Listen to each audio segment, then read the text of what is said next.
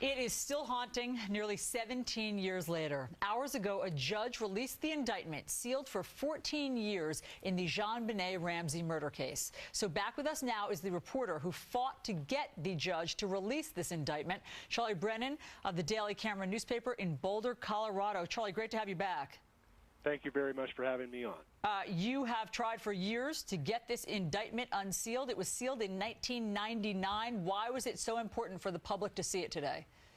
Well, you know, to be precise about this, we didn't know in 1999, in fact, that there had been an indictment, and in fact, it was not even sealed because the prosecutor at the time, Alex Hunter, elected not to sign the indictment or even to inform the court of its existence. So it was really only actually in the last couple years as a reporter on the case that I learned of its existence. Right, and that's when you started pressing and suing, in fact, to get it opened up. But why did you think it was so important after all of this time to see what was in this indictment? People who have followed the JonBenet Ramsey case know that there has always been so much mystery and so much question about so many facts around the case. And I, in fact, had reported in in the Boulder Daily Camera in January the fact of the indictment's existence, but at that time we still didn't have the actual piece of paper, and I knew that until we had that, people many might remain skeptical and doubt whether this was something that was really true. I knew that I needed the actual paperwork before people would accept that, in fact, in 1999, 12 people did, in fact, vote to indict both John and Patsy Ramsey on child abuse resulting in death. And, Charlie, that was great. You got it. I mean, people thought it might have been an urban myth that they were actually indicted. It was never confirmed until today, and you are responsible for getting that into the public record. Charlie Brennan, thanks so much for your great reporting and for sharing it with us.